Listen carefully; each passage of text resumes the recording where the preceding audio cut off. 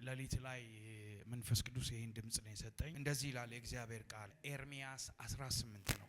ይህ ክፍል ኤርሚያስ የሚባለው ሰው ደላመንተስ ወይም አልቃሻ ነብይ ከሚባሉት ነው። እስራኤል በባቢሎን ምርኮ ከመሄዷ በፊት እግዚአብሔር ያስጠነቀቃቸው ንስሐ እንዲገቡ እግዚአብሔር የተናገራቸው ምን አይነት መልእክት ነው? የማስጠንቀቂያ ትንቢት ነው። ማስጠንቀቂያዊ ወይም ደግሞ የንስሐ ድምጽ ነው። ይሄ መልእክት ዋናው ሐሳቡ ምንድነው ሲባል እግዚአብሔር ይናገራል። እግዚአብሔር የሚናገርበት ሐሳብ ነው። እግዚአብሔር ዘንድ ወደ ኤርሚያስ የመጣ ቃል ይላል። ይህም አለው ተነስተ ወደ ሸክላ ሰሪው ቤት ውረድ፣ በዚያ ቃሌን አሰማለሁ። ከዛስ ወደ ሸክላ ሰሪው ቤት ውረድ፣ እነሆ ስራውን በመንኮራኩር ላይ ይሰራ ነበር፣ ጭቃውንም ይሰራል። የነበረውን ዕቃ በሸክላ ሰሪው እጅ ተበላሸ። ሸክላ ሰሪው ወደደ፣ መልሶም ሌላ ዕቃ አድርጎ ሰራው ይላል። ከዛም የእግዚአብሔር ቃል ወደ እኔ እንዲህ ሲል መጣ። ኦኬ የእግዚአብሔር ቤት ሆይ፣ የእስራኤል ቤት ሆይ፣ ሸክላ ሰሪው እንደሚሰራ በውኑ እኔ በእናንተ ዘንድ መስራት አይቻለኝምን? እነሆ ጭቃውን በሸክላ ሰሪው እጅ እንዳለ እንዲሁ እናንተ በእኔ እጅ አላችሁ። ስለ ሕዝቡ ስለ መንግስቱ እነቅፍ አፈርስም አጠፋም ዘንድ በተናገርኩ ጊዜ ይህ ስለ እነርሱ የተናገረሁበትን ሕዝብ ከክፋት ቢመለስ እኔ አደርግ ዘንድ ካሰብኩት ክፋት ሁሉ ነገር እጸጸታለሁ ይላል። ይሄ መልእክት ትንቢታዊ የንስሐ መልእክት ነው። እስራኤል ወደ ባቢሎን ከመጓዟ በፊት ተው። ለምን እስራኤል በምን ኮራፕሽን ውስጥ ነበረች? ወይም የተበላሸ ነገር ውስጥ ነበረች? በፖለቲካል ሳይዱ መንግስቱ እስራኤል የሚባለው መንግስት የተበላሸ ነው። ሰዎች እንዲበደሉ ያደርጋል። የሞራል ውድቀት ነበረ። በዛን ጊዜ ሰዎች በኃጢአት ጣዖትን በማምለክ ችግር ውስጥ ነበሩ። ፐርሰናሊም እንደ ሀገርም እንደ ሰዎች ኢንዲቪጁዋልም እንደ ግለሰብም እስራኤል ወድቃ በነበረችበት ሁኔታ ሌላ አማልክት የሚያመልኩበት ወቅት ውስጥ ባሉበት ሁኔታ ውስጥ ግን አንድ ነገር እግዚአብሔር ተናገረ። ሸክላ ሰሪው ጭቃው በሸክላ ሰሪ እንደሆነ የናንተ ነገር በኔ ነው። አሁን ብዙ ሰዎች ይሄንን ስብከት የሚሰብኩት የናንተ ነገር በእግዚአብሔር እጅ ነውና አትፍሩ ጌታ ያስባል ምናምን የሚል ነው። ኮንቴክስቹዋሊ ግን ከምዕራፍ 1 እስከ 12 ያለው ሐሳብ ግን እንደዛ አይደለም የሚያወራው። ጭቃ ሰሪው የሚወክለው እግዚአብሔር ነው። እጁን የሚወክለው እግዚአብሔር ነው። ጭቃው የሚወክለው የእስራኤል መንግስትንና የእስራኤል ሕዝብን ነው። እግዚአብሔር ምን ይላል? እናንተ ተበላሻችሁብኝ፣ እናንተ አልሰማችሁኝም፣ እናንተ ከመንገድ ወጣችኋል። አሁን ተመለሱ። በመመለስ ውስጥ እኔ ላደርገው ከማስበው ነገር እጸጸታለሁ። እንግሊዘኛው ንስሐ ገባለሁ ነው የሚለው። ሪፔንት አደርጋለሁ። ይሄ ትንቢታዊ መልእክት ነው እግዚአብሔር ዛሬ ሰጠን። ምንድነው እግዚአብሔር እየተናገረን ያለው? የዚህ መልእክት ምንድነው ካለ እግዚአብሔርን እንደ ግለሰብ እግዚአብሔርን እያሳዘን ነው ያለው ነገር አለ ወይ? እንደ ሀገር እግዚአብሔርን እያሳዘን ነው ያለ ነገር አለ ወይ?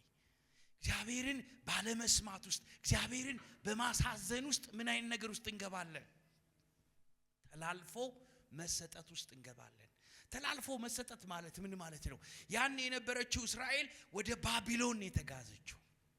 ባቢሎን ማለት confusion, the mother of confusion ማለት ነው። ነገሮች ሊስተካከሉ ወደማይችሉበት ምን ውስጥ ገባው እስራኤላኖች? ጥልቅ የሆነ እግዚአብሔርን ባለመስማት እግዚአብሔርን ባለመታዘዝ የሞራል ውድቀት ከእግዚአብሔር ውጭ ሌላ አምላክ ባለመኖር ውስጥ ሌላ አይነት ለ70 ዓመት እግዚአብሔር ድምጹን ያላሰማበት ጥላቶቻቸው ሌላ የባዕድ ሀገር የሚገዙባቸው። ለዛ ነው እግዚአብሔር በእኛ ህይወት ውስጥ ምን ይፈልጋል? አሁን ብዙ ሰው በዚህ ሲዝን እንደ ቤተ ክርስቲያን እንዲህ አይነት ሜሴጅ መስማት አይፈልግም። ጥቅስ አሉ፣ የነቢያት ጥቅሶች የሚባሉ የሆነ የሚያነቃቁ አታፍሪምና አትፍሪ የሚሉ ጥቅሶች አሉ። አትዋረጅም እናትደንግጭ በቃ አሉ። ብልጥ ነቢያቶች አሉ። የሰዎችን ኢሞሽን ኢንስፓየርድ አድርገው ወደ ከዛ ቤት ሲወጣ ሰውየው ግን ወደ ችግሩ እንዲመለስ የሚያደርጉ አንዳንድ ፕሮብሌሞች ሪፔንት በማድረግ በመመለስ ሪፔንታንስ ማለት ወይም ንስሐ ማለት የአቅጣጫ የሐሳብ የመንገድ ለውጥ በማድረግ ነው። ከእግዚአብሔር ጋር በመታረቅ ነው ወደ በረከታችን የምንመጣው። እግዚአብሔር ምን ይላል? አደርገው ዘንድ እጸጸታለሁ ይላል። ዝቅልና እናንተንም እባርካችኋለሁ ብትሰሙኝ ብትታዘዙ በረከት ወደ እናንተ ህይወቱ ይመጣል። ባሰሙኝ ባትታዘዙ ግን ተላልፋችሁ ትሰጣላችሁ፣ ኮንፊውዥን ውስጥ ትሰጣላችሁ። ዛሬ እግዚአብሔር በእኛ ህይወት ውስጥ ምን እያለ ነው? ዛሬ ፐርሰናል ላይፋችን ላይ እስቲ እንመልከት። እግዚአብሔርን የምናሳዝንበት መንገዶች ምን አሉ? አንደኛ ሰዎች ከእግዚአብሔር ቃል ሙቭ አዌይ ድሮን አዌይ አርገዋል፣ ሸሽተዋል፣ ጠፍተዋል። የእግዚአብሔር ቃል ድምጽ የማይመስልበት መንገድ ውስጥ ነው ያለ ነው።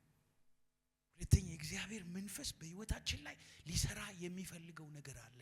ቃሉን ሰምቶ በማድረግ ውስጥ ነው ህይወታችን ምን የሚሆነው ሰክሰስፉል የምንሆነው። አሜን። እና እግዚአብሔር ምን አይነት ነገር ይፈልጋል? የሸክላ ሰሪው ጭቃው በእጁ እንደሆነ እንዲሁ የእናንተም ህይወት በእኔ እጅ ነው። ጭቃው ግን አሪፍ ጭቃ መሆን አለበት። ጭቃው አሪፍ ጭቃ መሆን አለበት። ጭቃው በትክክለኛው ለተፈጠረበት ፐርፐስ ካልሆነ ግን ከእንደ ጭቃው ይጣላል። አሁን እግዚአብሔር እጅ ላይ ነው ያለ ነው። እግዚአብሔር ህይወታችንን ሊያስተካክል ሊባርክልን ይፈልጋል። የኛን ነገር ሊያስተካክል አስ ኢንዲቪጁዋል በጣም የምንሮጥባቸው ነገሮች ከእግዚአብሔር ጋር አይበልጡም። አርቲስቱ ልጅ ትናንትና ነው የሞተው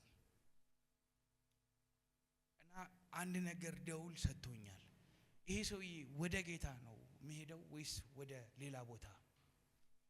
የሮጠለት የተዋጋለት የሞተለት በቃ ብዙ የሰራለት ነገር ትርፉ ለሳምንት ያስለቅሰና በጣም ምናምን አርገነው ከዛ በኋላ እንረሳዋለን።